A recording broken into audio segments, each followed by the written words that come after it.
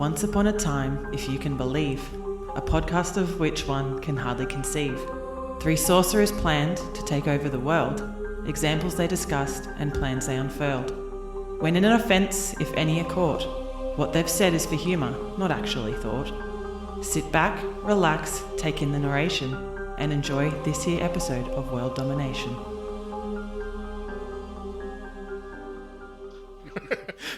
Welcome to World Domination, everyone. I'm your host, Jimdry. And I'm your host, Canarius Targaryen. Oh, can you say that 5 times real fast for me? Canarius Targaryen. Canarius Targaryen. All right. Okay, I screwed up already. Oh, man. And I'm your host, Emilia Stark. Not to be confused with international musical superstar Enya. Slightly different.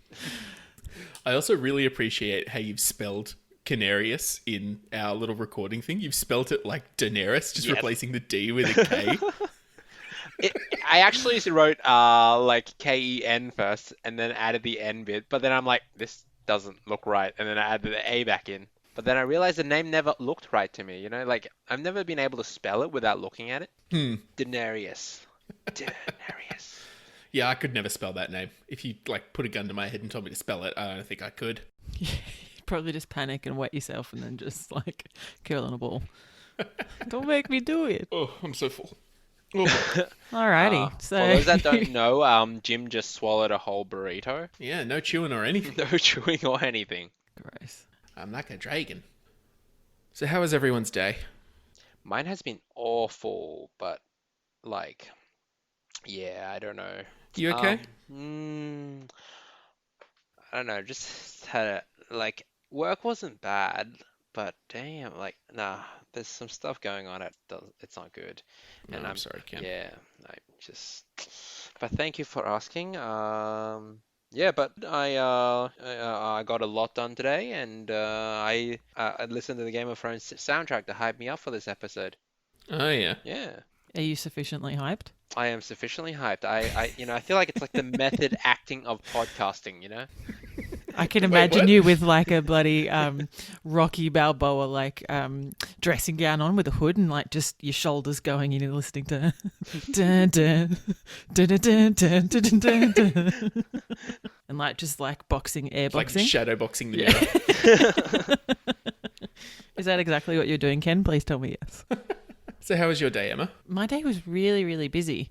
I was in back-to-back meetings and investigation interviews, and it was a long day. Oh, no. Yeah, and then I had to leave on time as well because I'm puppy sitting, so I had to come home because otherwise she was all on her lonesome. Oh, poor thing. So yeah, tomorrow will be another full-on day trying to catch up after all my meetings. But no, it was good. I think it was I didn't get much sleep last night because the bloody dog kept me up all night, so it was actually quite good to be really busy. Otherwise, I probably would have fallen asleep at my desk. How about you, Jim? How was your day? Yeah, what about you, Jim? I got stabbed 4 times today. Oh, jeez. I'm hoping injections. Did you get flu shots? Okay. I had to go and get all my travel vaccines. So I got 7 vaccinations across 4 stabs. Oh my God. Oh, damn.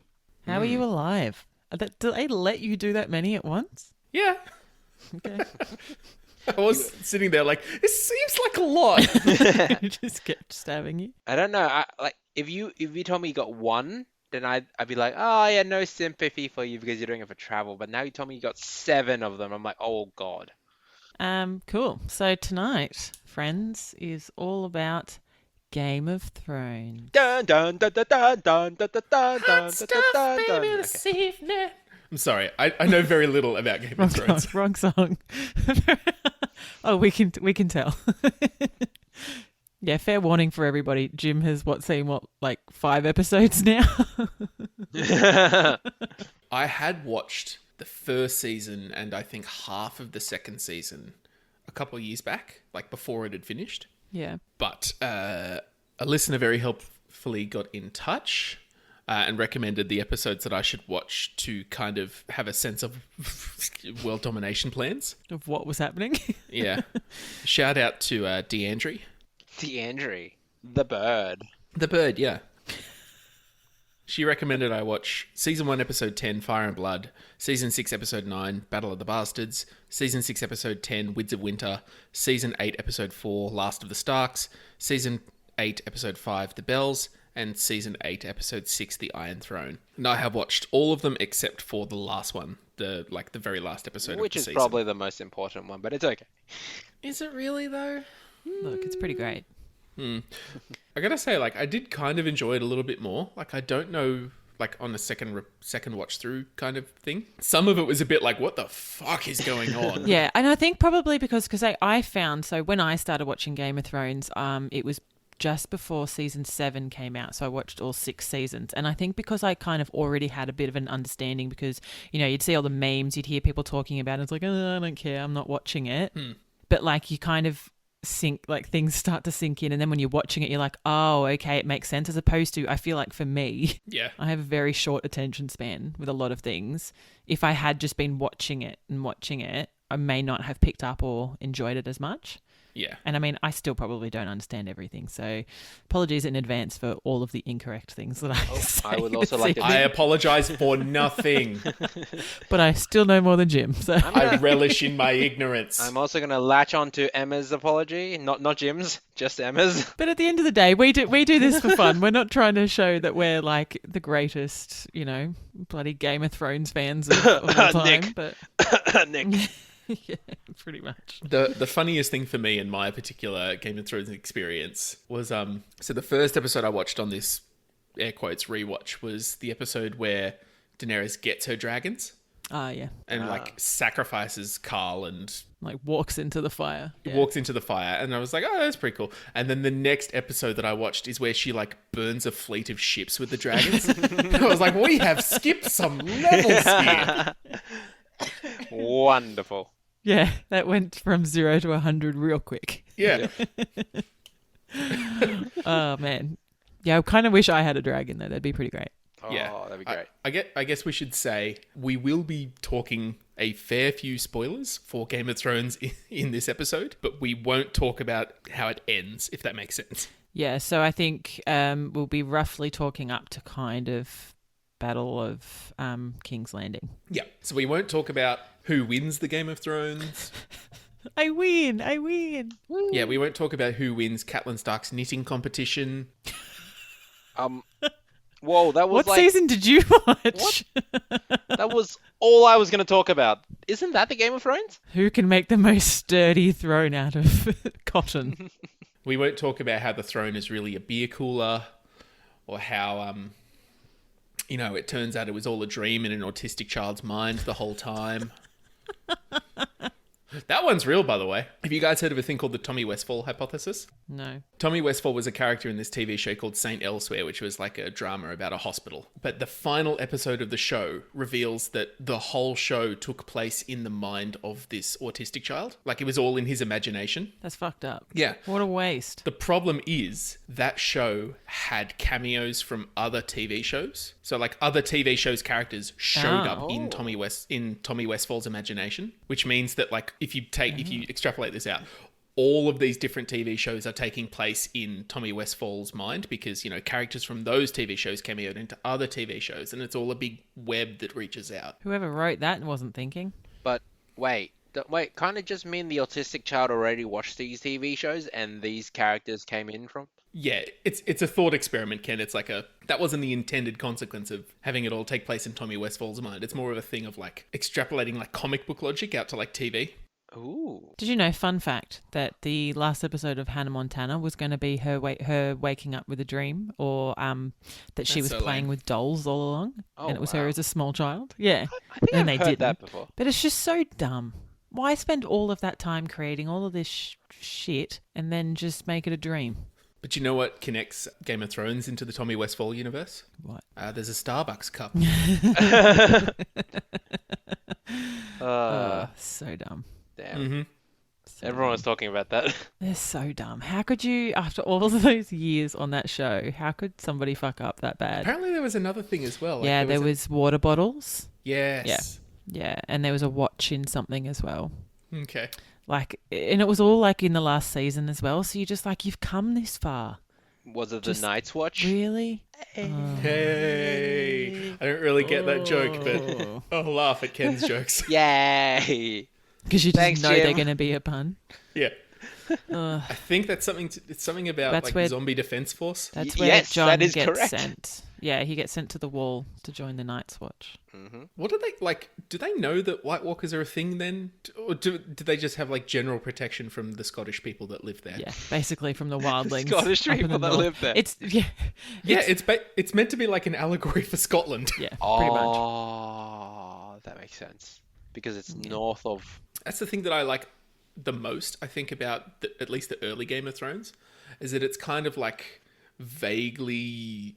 Not historically accurate, but it's kind of historically appropriate, if that makes any sense, or like it's historically real. I thought it was a historical drama, until the final episode when dragons came out. I'm like, oh, Yeah, that's the cool thing. Ah. It's kind of realistic like that. Like, being a princess isn't as glamorous as Disney would make it out. Being a princess is being married off by your dad to some random dude in another part of the country. Yeah, sounds legit. Yeah, that's what being a princess is. well, now I don't want to be a princess. Thanks, Jim. I like that Khal Drogo dies from an infected wound from a cut that he self-inflicted. Yeah. Like a tiny little cut. That's kind of realistic. I liked that. God damn, that was so annoying. It was so sad. I miss him. I miss him so much. I also like the realism that all the zombies live in Scotland. The realism, Yes, yeah. realism. But yeah, that was kind of the weirdest thing about going from season 1 to season 6. I was like, wow, I like this kind of pseudo-realism, and then nope, it's dragons burning boats. That's pretty real, man. Here we go. Cool. So should we... Should we, as Jon Snow would say, get a wriggle on? Is that what Jon Snow says? I don't Is know. that what John would... yeah, why would Jim know? All right. Ah, All right, There should we we go. move on to the adventure dementia? Let's we do it. should. Dement me, Ken. Dementing. Oh yeah, fair warning. Again, I don't really know that much. I'm going to take a kind of a back seat on this episode a little bit, I think. I'm going to let you two kind of Oh, man. All right. talk at me. You're expecting Okay. too much from me, Jim. So, one of the main players in the Game of Thrones is the Stark family. Everything starts off in Winterfell, their hometown. It's in the burbs. In the burbs, yes. The very It's cold actually in burbs. the north. In the north, at Winterfell, lived the Stark family, which includes the couple, Eddard Stark and Catelyn Stark, and their 5 children with 1 bastard. So there's Robb, the oldest son. There's Sansa, the eldest daughter. Arya, middle child, followed by Bran and Rickon. The king at the time, Robert Baratheon, comes up with his whole family to ask Eddard Stark and Ned to be the hand of the king. Just call him Boromir. Robert asks Ned to be hand of the king because the previous hand, John Arryn, was murdered recently, and we believe this was done by the Lannisters. So Bran's a kid who likes to climb around the place and climbs up to this tower, and up there he saw something that he wasn't supposed to and got pushed out. He goes into a coma, and at the same time Ned has to leave Winterfell to head down to King's Landing to be the hand of the king. He's reluctant at first, but at the same time Robb really needs him in this time of need. So King's Landing is like the middle level and the split level home that the Baratheons live in? Yes. Fuck off, Jim. Yes, because it's a landing. Oh my god. Yeah. I hate you so much. I love you, Jim. Okay, so yeah, he heads down to the capital at King's Landing with his 2 daughters, Sansa and Arya. While he's there, he uncovers some of the things that John Arryn was looking through. John Arryn, before his death, was investigating a bunch of people. He puts 2 and 2 together and realizes that the current prince, who is gold of hair, blue of eyes, is not Robert's true heir. Oh my god. Oh, Sacre bleu! being the honest man Boromir is, being the Oh my honest gosh. man Ned is, he goes and confronts the Queen, Cersei Lannister, and gives her an opportunity to confess her crimes to Robert the King. But Unfortunately, at the same time, Rob went on a hunting trip and got attacked by a boar, and the boar fatally wounds him. Yeah, that'll do it. You might say he was bored with leading. Thank you for coming in real close, Jim. Oh my god. It really sold the joke to me. That was the biggest joke of the night. Hey. Oh, there's still time. He gets Ned to write a will for him and names Ned the protector of the realm until his heir is able to rule. And even though that he was meaning Joffrey at the time, Ned wrote down the rightful heir, which begins this whole Game of Thrones where people try and fight for the leading position. But the kingdom, 7 kingdoms. After Robert's death, the will went into action, and Ed becomes the protector of the realm. But shortly after, Joffrey takes over the throne and decides that Ned has betrayed the kingdom, and then following that, captured him and sentenced him to death. No. Ned! Poor Sean Bean. Yep. When will he get a break? When he dies. Oh, wow. So Jesus always. That was our first big twist. I think Yeah. that's where people started talking about how amazing Game of Thrones is. Because nobody's safe. Like, they killed off the main character right at the beginning of the show. Yep. Yeah. Who was my favorite character? From like my viewing experience, I get the sense that they didn't really think it was going to be anywhere near as big as it ended up being when they started filming the first season. Yeah, I know. Like, they only signed on, what's his name, Sean Bean, for 1 season because he would have been the majority of the casting budget for that show. Woo! Like, everybody else would have been way less to cast. And none of the other ones are, like, fantastic actors. Like, don't get me wrong, none of them are, like, awful, but none of them are, like, great. Look, Jim, you haven't watched it all. You can't judge. You shut your mouth. No, like, No, none I of get them are, you. like, I get you. fantastic. They do get better.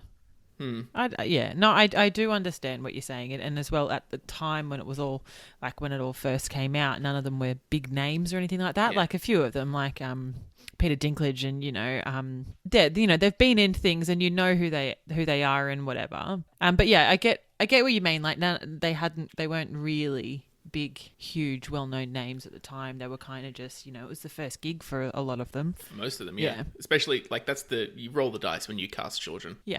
Yeah. The other interesting thing was kind of watching, like, the cinematography quality go, like, way up between seasons 1 and 6.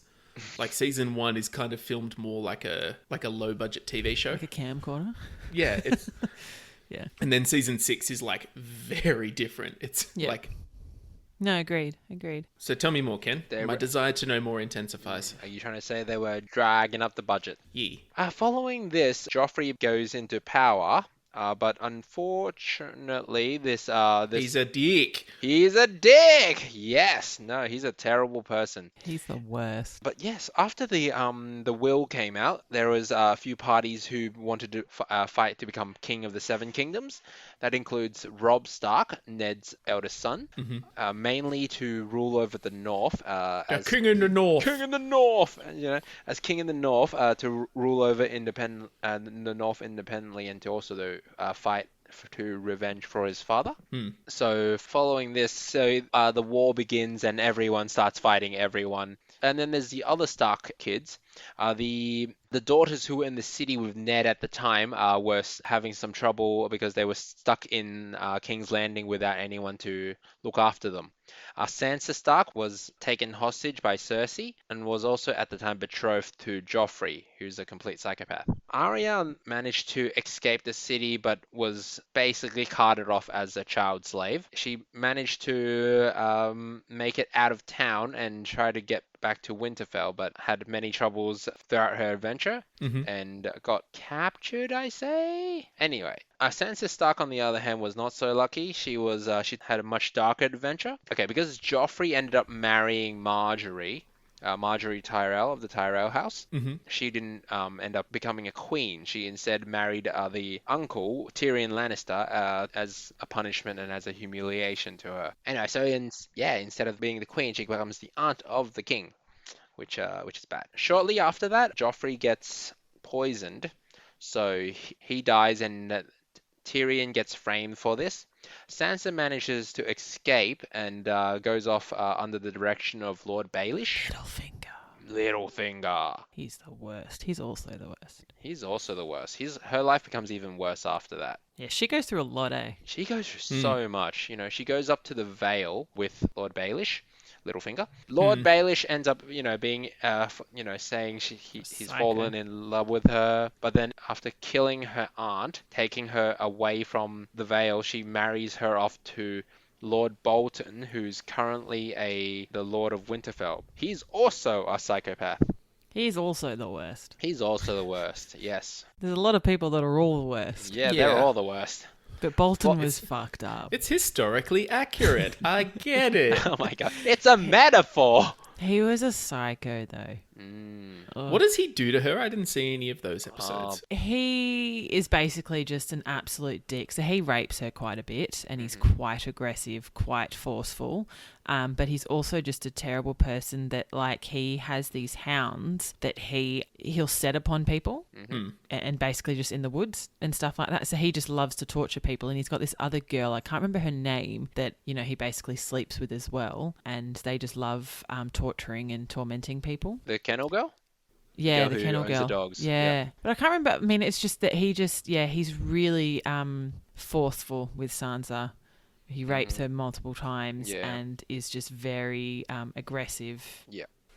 Yeah, she ends up getting out of there and up towards the wall where she finds Jon Snow. Okay, let's go straight to Jon. Jon's a key player here. Yeah. So Jon, after joining the Night's Watch, after Ned goes down to be the Hand of the King, graduates from Night's Watch College and becomes one of the Watchmen. Night Owl? He does not have an owl. He has a dog. A dire wolf. Named Ghost, who's also the best. Anyway, Jon eventually becomes the commander of the Night's Watch. Before that, he went up north and was captured by the Wildlings for a little bit, which is a group of, say, like wild men and women who live a little bit differently compared to the civilized folk down below the wall. And he seems to have grown a liking to them, and he's also at the same time seen the White Walkers in action. He understands that he needs to work together with these Wildlings to fight against the White Walkers. So as like commander of the Night's Watch, he tries to unify all these people. Unfortunately, some of the people in the Night's Watch don't agree with him and betrays him. So they end up killing him, and because they didn't want to work with the people they've been defending their city against all these years. And we never heard from him again. And we never heard from him again until the next season, where Melisandre makes use of the power of the Lord of Light and revives him. Fantasy moment! He's back. He's back! Hey, John. Yep. I missed you.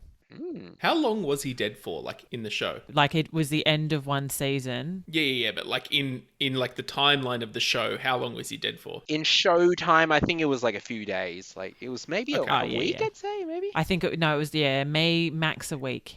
Max a week, yeah. Okay. After he comes back to life, he gets back into power and kills everyone who betrays him. And then after that, he gives up his spot as commander of Night's Watch and decides, I've given my life to this organization. I've done my duty. That was my oath. Yes. Did you watch that? Somewhere. Anyway, at the same time, Sansa makes her way up to the Night's Watch and stops him right before he leaves the Castle Black, which is their base. He talks about, how they need to take Winterfell back from the Boltons, because it's their family home. He rallies up a bunch of people, and also the Wildlings, and also the Night's Watch, to get them to help him get their home back. And this was the Battle of the Bastards. So wait, who's the other bastard? Is the Bolton a bastard? Yes. Yes. Ramsay Bolton is Roose Bolton's bastard. Okay. Who, because he did so well in taking Winterfell and scaring all the neighboring houses. Being a dick. His dad, Roose Bolton, promoted him to Son. Yes, from bastard to son. I will recognize you now. Unfortunately, Roose Bolton also married one of the Lord Frey's daughters and got her pregnant. So Ramsay, knowing that a real son's coming along, not that he's not, it's just, a more like legit son is coming along, he decides to kill everyone in his family. He's a complete psychopath. Anyway, so knowing that, his kind of tactics to fight John, it was a heartbreaking moment when Rickon, the kid brother who you haven't seen in forever, runs out in front of John. Don't do it to me, Ken. Don't do it to me. Real quick, in the British monarchy, do you know what the technical term for a bastard is? No, what is it? So because they have no claim to the throne, they're referred to as naturally dead. Oh, wow, that is harsh. That's intense. Yeah. Naturally dead. I mean, you can do other things with your life even if you don't. No, Ken. You're naturally dead. Oh my gosh. Mm. Anyway, so after the Battle of the Bastards, all the people who in the North support John to be the new King of the North. King in the North. You're supposed to chant it now, Jim. King in the North! King in the North! Are you going to overlay all these on top of each other and make it look like a crowd of people? Yeah.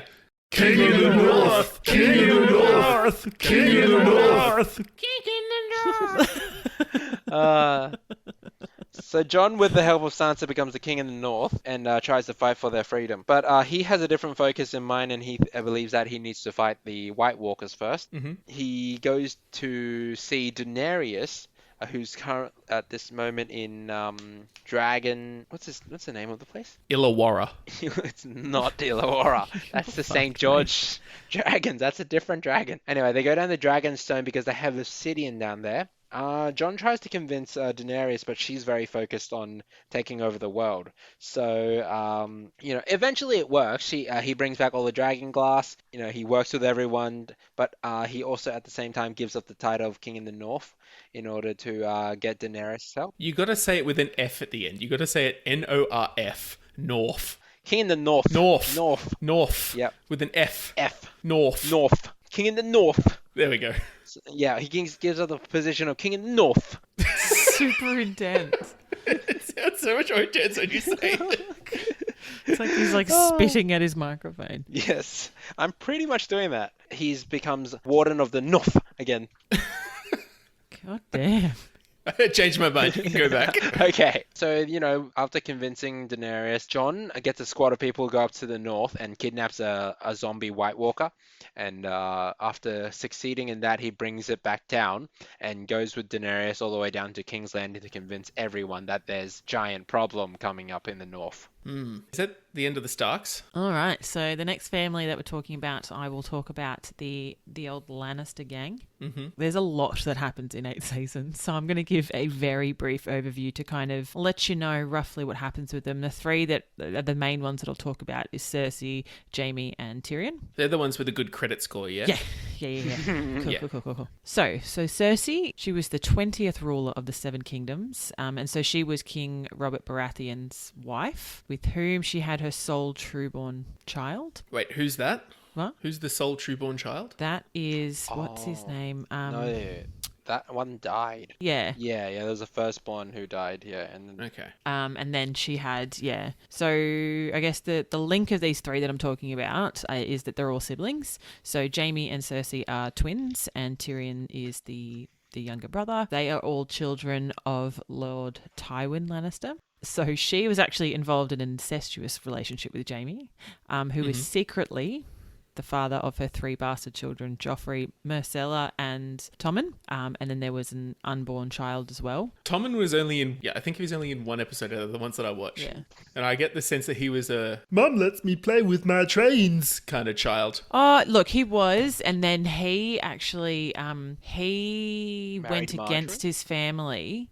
When they went to stand up against, it was, the Lannisters and the Tyrells as well, I think. They tried to get Marjorie out of the church. She was locked up there. Mm-hmm. And so they were going against the faith, which is obviously not a good thing to do. And he was the king at the time, and he said no and stood by the church. And that's when, I think I'll talk about it later, but when Jaime kind of lost his power and Cersei was kidnapped and taken into, the whole, I don't know if you missed it, but all that shame stuff when she was... No, I didn't see any of that. I'm familiar with it from pop so culture. that's how she is, because Tommen actually sided with the faith rather than, I did see one of the episodes I watched that, I think she captures somebody who had something to do with that. Yeah. And there's a scene where she's like, "You're not going to die anytime soon," and then lets the mountain in there, and then the mountain does something. Unzips his What pants. the mountain does. Yeah. Yeah, did he unzip? Like, I didn't really understand. I couldn't really gather from context what was about to happen there. So anyway, so she's got the 3 kids, and then there was the unborn one. But so after the poisoning of her older children, which was near the end of the War of the Five Kings, and after Tommen commits suicide after the destruction of the Great Sept of Baelor, she assumed the throne under the name of, here we go, the world's longest name, Cersei of the House Lannister, the first of her name, Queen of the Andals and the First Men, Protector of the Seven Kingdoms. Woo. Mm-hmm. Which made her the first officially recognised queen in the history of Westeros. Really? Yeah. Kind of a Julia Gillard kind of deal, though. Yeah, pretty much. And yeah, so that's kind of what happens with her. So obviously, as I said, there's a lot of other things that go on. But with Jaime, Sir Jaime Lannister, so yeah, twin of Cersei and actually the father of her 3 kids. Are they twins? Yeah, they're twins. So Cersei Fuck, that's even weirder. Winzest. I think Cersei was the older one, but yes, they're twins. Yeah, so he previously had served in the King's Guard for the Mad King, and then he infamously murdered him, which is how he got the name Kingslayer. Then he continued to serve in the King's Guard for Robert Baratheon, and then when Joffrey and Tommen came into power, he was the King's Guard. And then when the confrontation with the Faith of the Seven, which I mentioned before, that's when he was dismissed from the Sworn Order, and he kind of went off and did his own thing. So when Cersei came onto the Iron Throne, he was appointed as the new commander of the Lannister armies, because I think their uncle had died as well, Sir Kevin. Good old Kev. Sir Kevin. Sir Kevin Lannister. Good old Kev. But look, I think it's spelt Kevan, so it's a little bit different. Oh, So it's a little bit fancy. Come on. Kivan. So he's from the north. From the north. Kevin, The north. Kev from the north. So yeah, so he was appointed as the commander of the Lannister armies, and then he left that position to honour the pledge he had made to the north when Jon came and was talking about the White Walkers and everything. He left to go do that. And then, yeah, because I think he wasn't too impressed when he heard that Cersei and Euron Greyjoy had plotted, I guess, together to dishonour the truce that was between everybody to kind of fight against the White Walkers. Mm-hmm. And then after that, after the White Walkers were defeated, he missed Cersei, basically, and their unborn child, so he left and went to go find her again. Mm-hmm. And that is where we shall leave that. That was actually where I got up to in the show. Ah, wonderful. Cool. So Tyrion is the youngest and littlest Lannister child. Nice. He's a dwarf. So he was abducted by Catelyn Stark for a crime that he didn't commit.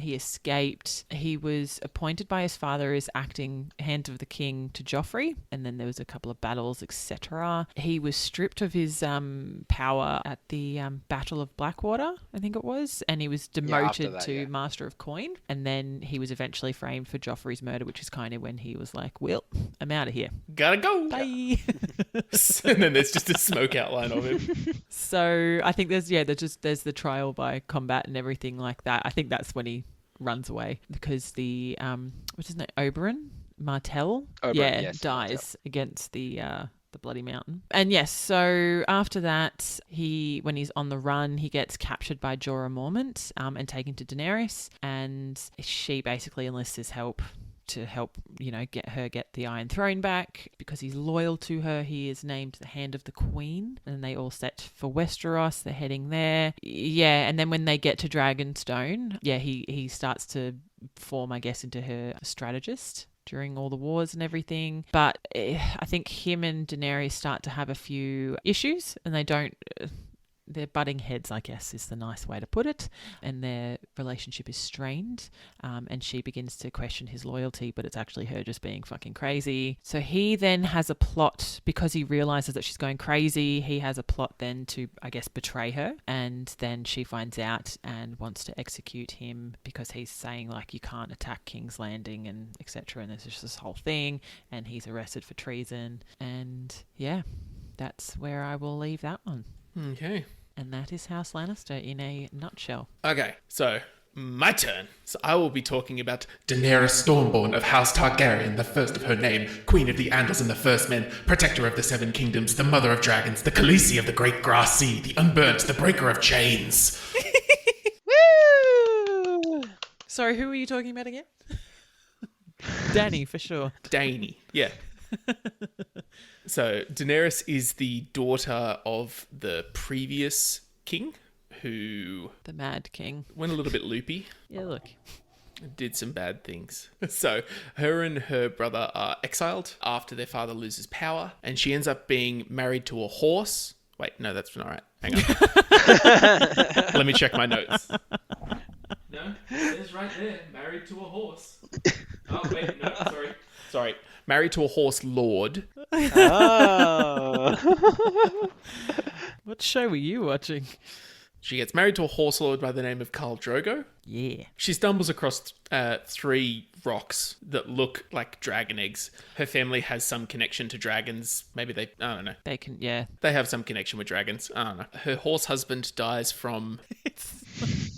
Her horse Her horse husband dies from an infected wound, which I think is awfully realistic of them, and I quite like that little touch. It was so sad. Poor guy. Yeah, and she ends up kind of de facto head of this like loose little band of people, and she ends up just accruing power over a bunch of years, just like conglomerating more and more people. I like that she has like that liberator vibe about her. Yeah. That she kind of like goes from like city, like I get the sense that she kind of like went from city to city, kind of like freeing people. I guess that's why like so many of the people in the country like her. But the thing is, right, she frees the slaves and then they're like, well, I don't know where to go now, so I guess Yeah. I'll follow you. Yeah. So, like, okay. You cost me my job. What do I eat now? Yeah, I can't eat promises. Yeah, what do they say how they reorganize the societies after she like how do the economics of No, that I don't work? think so. No. Okay. I think you're just not supposed to think about it. They were having some trouble, so yeah, Tyrion was like, trying to open up markets again, like trying to like. How do slaves buy shit? What are they buying shit with? With their bodies. Ah, no. With their bodies. Jim. Prostitutes. Prostitution economy can only get you so Just far. not the unsullied. No, Like, Oh, God. the thing about a prostitution-based economy is that you can't trade prostitution for everything. I don't know. Give it a red hot go. Well, like, what about the ugly people, Emma? What about me? It's called a sack. Yeah. What about Jim. me? It's called a sack. Oh, gee. Anyway, so Dany ends up becoming this kind of challenger to the throne. So she does have a claim to the throne, given that her father was the last king, the last of a line of her family, before he was removed by one of the Baratheons. Jamie killed him. Yeah, before he was killed by Jaime. Yeah. So she does have some claim to the throne, and she kind of, she has her dragons, which is really overpowered, by the way. OP. Yeah, like... Requires balancing. Yeah, like, can you explain how... Okay, the last episode that I watched starts with one of her dragons being shot through the neck by one of those ballista arrows. Yeah. And then later that same episode, one dragon is able to take out a whole fleet of those boats. It's like when a mother lifts a car off her child. Like, you just get adrenaline. Adrenaline starts pumping and you're just like, nah, fuck it. Yep. Drogon is also the favorite child and also the biggest of the 3 dragons. It's not very original name, is it, though? No, it's not.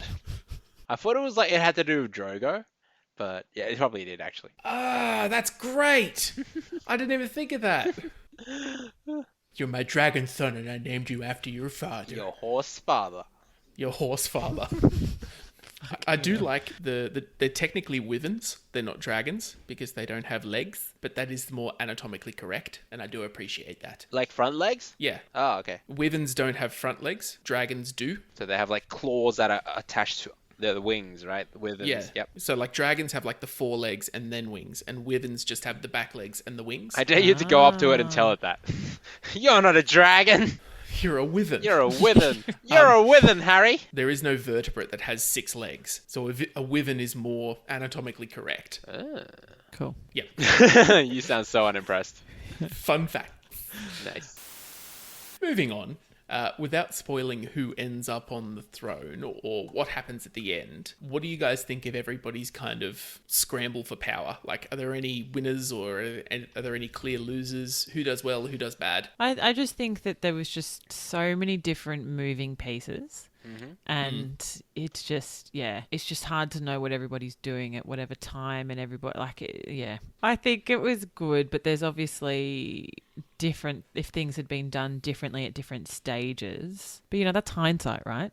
Hindsight is always 2020. That they could have done so many different things and it would have been fine, or they would have won outright and it wouldn't have been an issue. Yeah. But I think as well, people start Cersei was she was on the throne and she was just like, nah, I'm in King's Landing. Nobody's ever going to get me. Like I just think that she was a bit cocky as well. That well, nobody's ever done it before. Nobody's ever stormed King's Landing, so it's not going to happen now. Yeah. Yeah.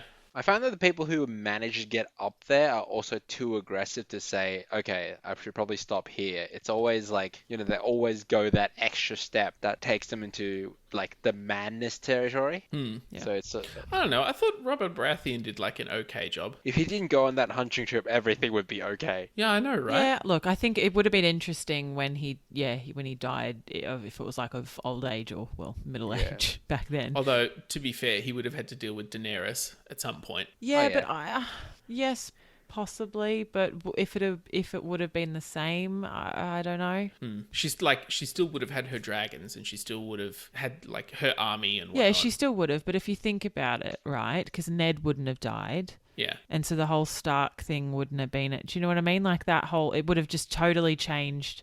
She wouldn't have had the backing of Jon and all of that kind of stuff. Yeah. There wouldn't have been the same like mad scramble that had happened. Yep. Like, how long is the timeline of the show? Is it years? Yeah, it is. No, it's years. It's Years. years. Definitely years. Okay. Yeah, I want to say it's So I think all in all, I think they're saying it's between 6 and 7 years. Okay.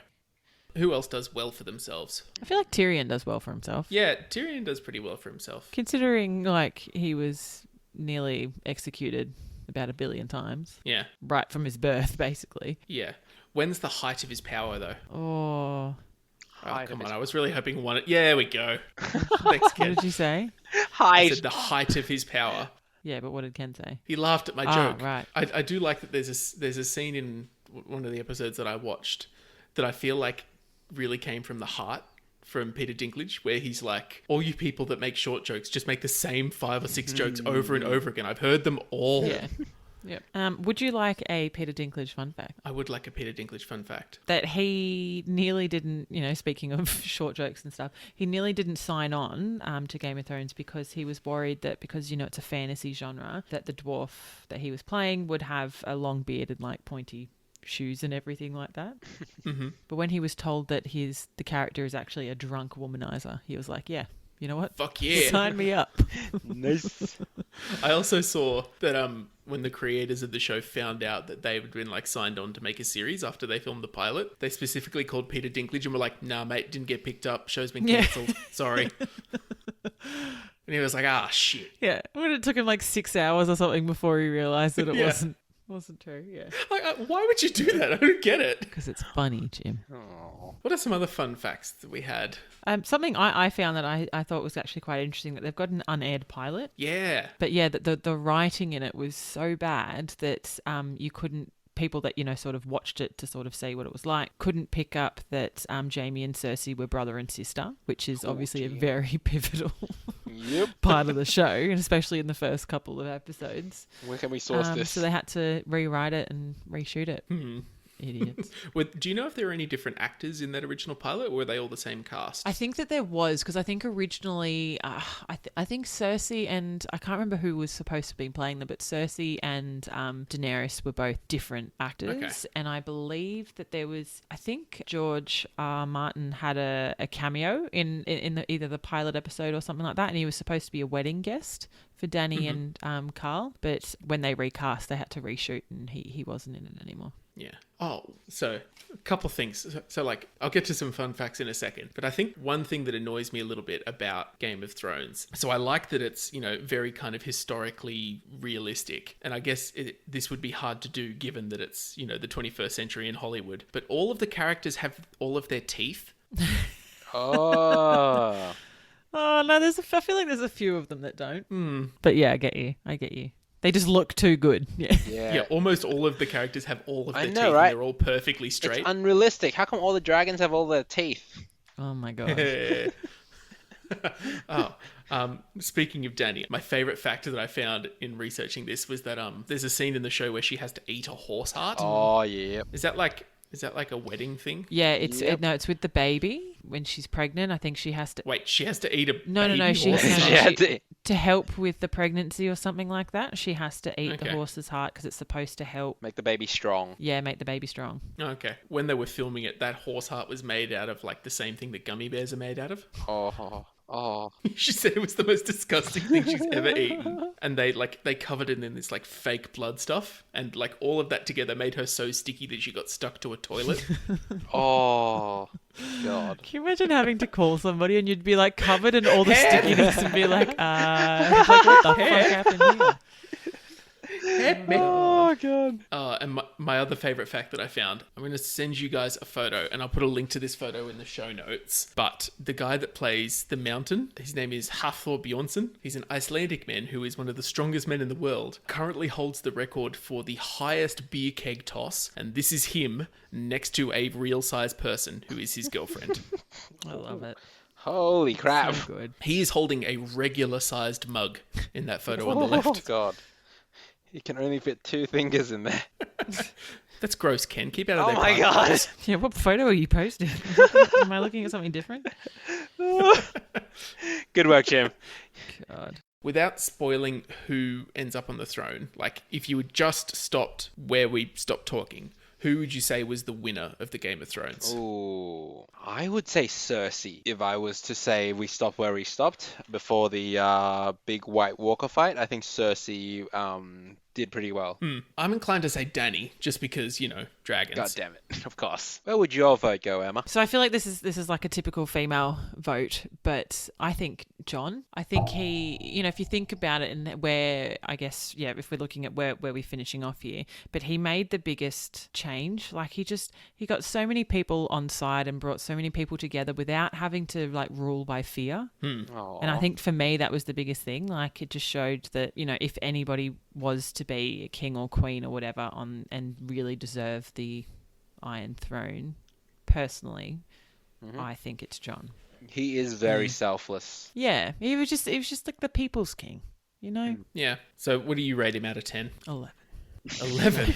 Look, I think he also was a little bitch sometimes. Yeah. And he did need to man up. So look, but I still think he was pretty good. He also knew nothing. Yay. You know nothing, Jon Snow. There's a scene in an episode that I watched where he runs away for the night and then he comes back. And everybody's saying that they're going to execute him because he ran away. And his boss is like, man, if we did that, we'd have nobody left. But I think we're basing, I guess, our conversation at the moment and our plans on Dany and Cersei. So if I had to choose out of the two of them, God, they're both just fucking crazy. I'd have to say maybe Cersei. Like, I just feel like you can just tell, like, up until that moment that Dany's just getting crazier and crazier, whereas you always know with Yeah. Cersei what you're going to get. Yeah. She's definitely the more traditional, She just wants to be in power. she's the archetypal conniving aristocrat. She knows how to play the game. Yeah, exactly. Whereas Dany is just, she just starts to... She's like, towards I'm the a end, go wreck it. crazy. I'm a spaceship. She's the person playing Sims with the Rosebud cheat code. Yeah, she really does have cheat codes on. Yeah. She Anyway. has dragons. She bought slaves without actually paying anything. By freeing them. Yeah. God, how dare you? Yeah, you know what? You changed my mind. I think Cersei is the clear winner here. Yay! I'm gonna give her an 8. She did okay. Yeah, look, I think she did all right. And I think you started to see the human side of her as well. Yeah. So, yeah, I'd give her For an a 8 brother as well. lover, she did okay. Yeah, I'd give her an 8. Yeah, I'll give it an 8 as well. I agree. All right, let's get a wriggle onto our domination formulation. Alrighty. So I chose to go with Cersei for my plan. So there are quite a few steps. So bear with me here, friends. So my plan kind of, and this is also a little bit of a side note here, I may have gotten some unofficial assistance from a very big Game of Thrones fan. He kind of pointed me in the right direction, gave me some cool little tidbits to talk about. So thank you, Nick. So my plan begins in season 6 when Cersei officially, I guess, takes over as queen and appoints Qyburn as her hand. So she begins to start making plans for the defense for King's Landing, including building the dragon-killing scorpions and enlisting help of the Iron Bank to fund everything. So step 1. All right. Instruct Qyburn to begin research on the transmission of grayscale. So there's a lot of research already that, and it's common knowledge that transmission occurs from skin-to-skin contact and from contact with unsterilized objects. Something that it will be used in one of the steps later is that all of the contaminated patients were currently cared for within the Citadel near Highgarden. Okay, so step 2, find all of the extra stores of wildfire that were left by the Mad King around King's Landing.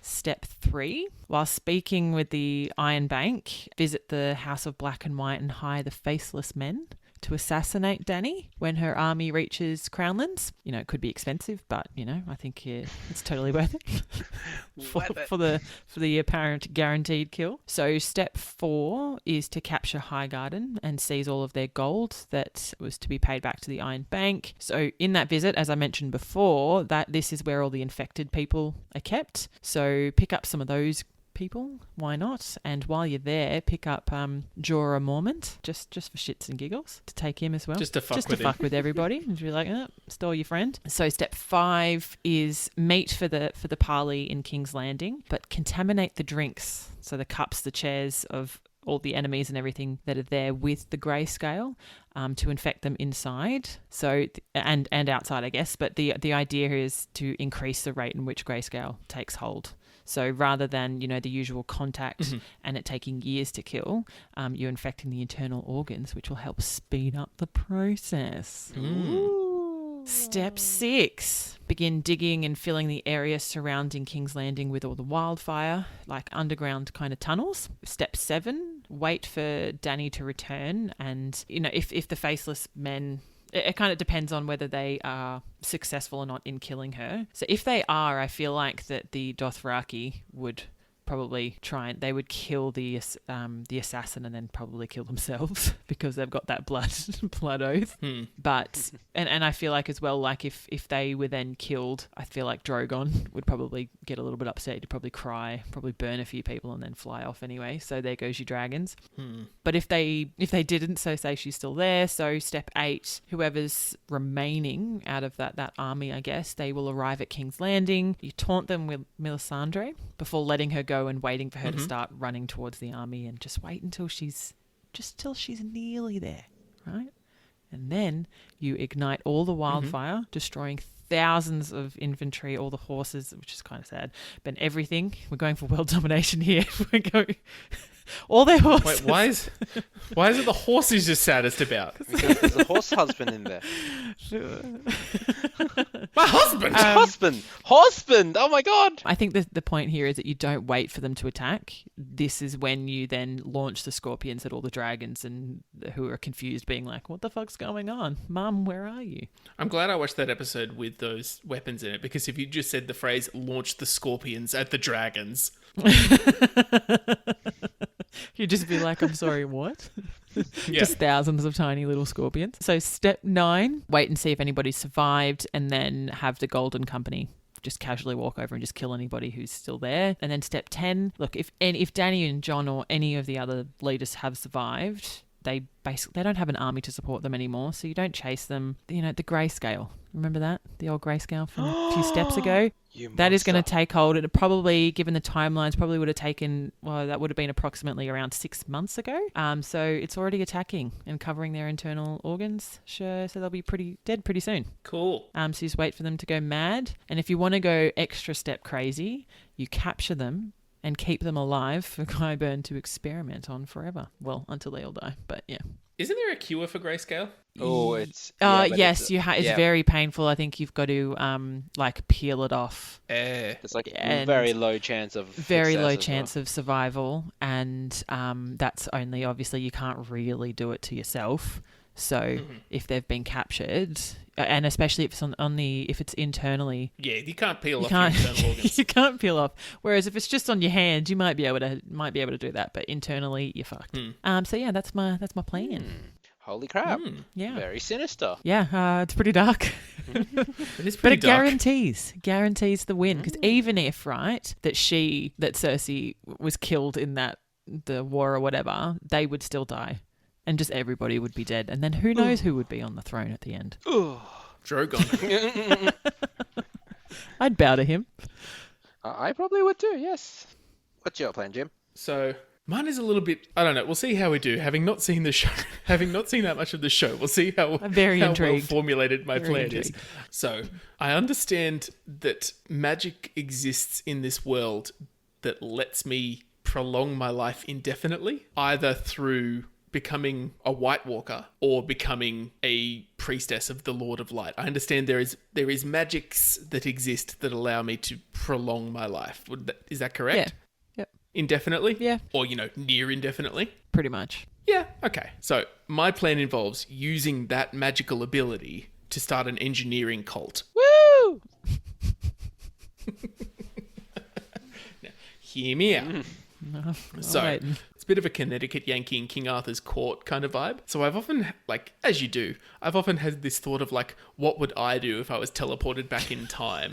Of course you do. With my, with my limited knowledge of, how things work, what would I do if I was sent back in time, 5,000 years? I think that I would, try and make myself live as long as possible and then set up a cult of technological development so I can have the best gadgets in the realm.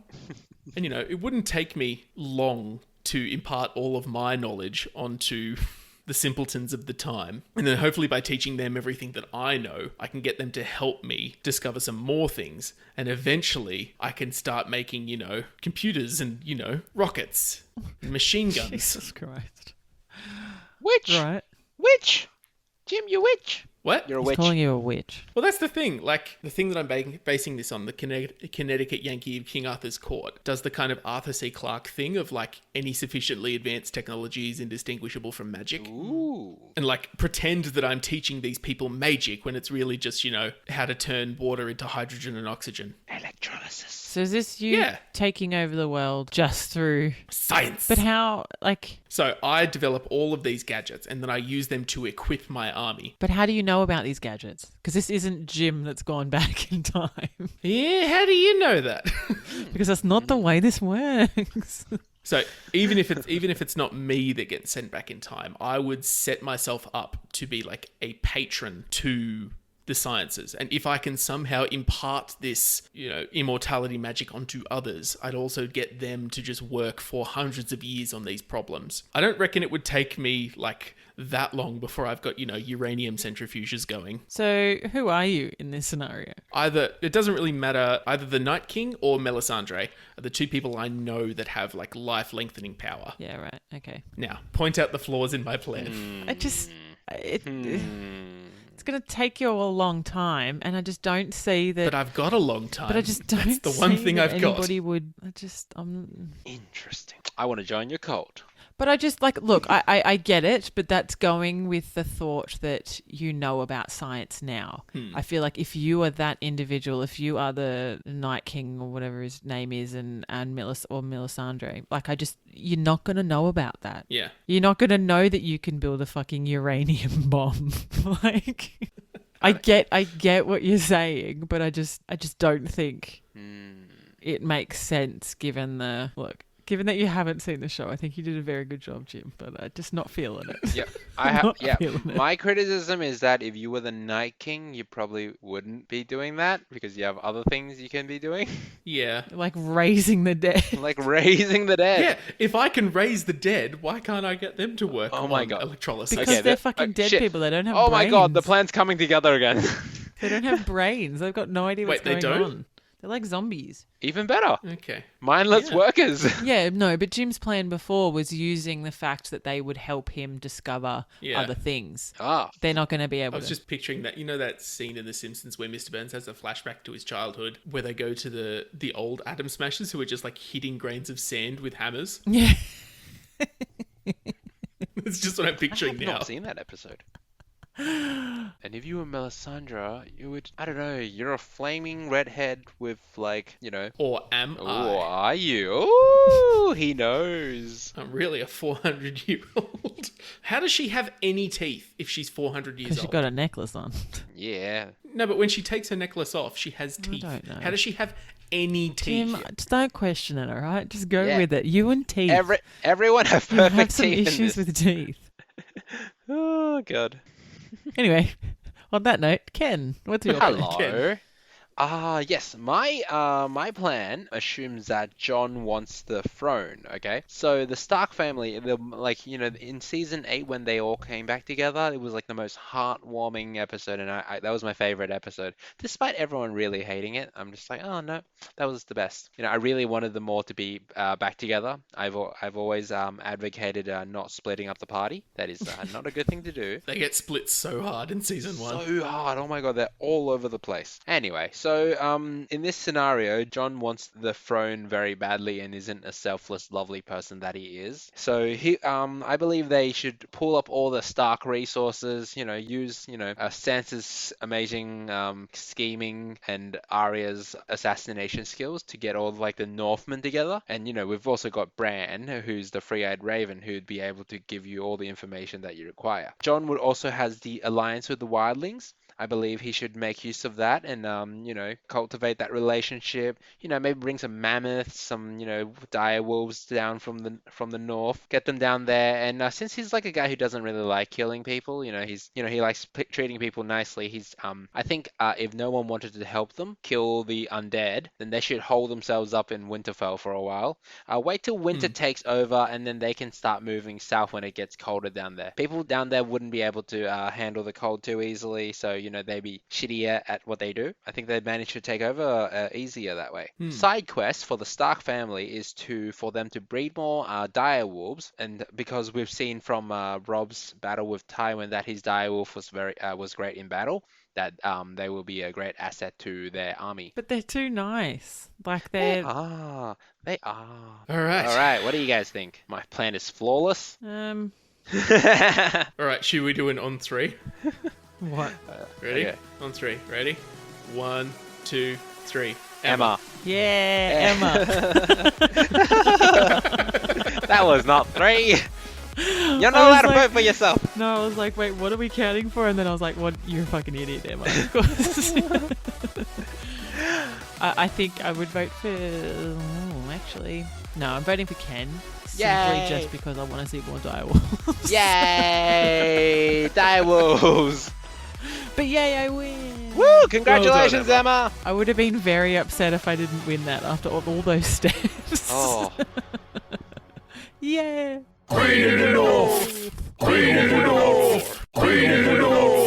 Hodor! Well done. Thank you. Thank you. Well, that was fun, guys. That was fun. It was fun. Thank you. It was fun. Thank you for that. Join us next time when we will be doing an episode on a topic chosen by you, which is the great Willow. Thanks everybody for voting. We're really happy to be doing an episode on, Willow. and I'm sure that we'll have a lot of things to say about all the interesting things that happen in the plot of that story. Just based on when we record and when we're waiting on the last few votes to come through. So Jim will in post sort that out, but we don't know what it's going to be. So Oh man, I really hope it's Willow. Yeah, me too. you're the worst. That one's a great one. Well, thanks for listening, everyone. Tune in next time. And if you're dissatisfied with the excellent TV show or movie that we chose, feel free to let us know. Tell us how we slight you. All right. All right. Cool. It's been fun. Thanks, friends. It's been fun. This is me, the three-legged raven, signing off. You're gross. You should be ashamed. He should not. You're dishonoring your family name. Dishonoring your family. Anyway, on that note, goodbye, friends. Okay. Bye. Bye.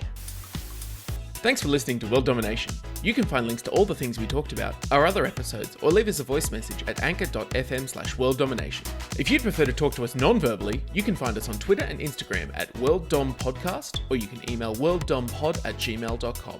If you enjoyed this episode, make sure to tell your mum about it.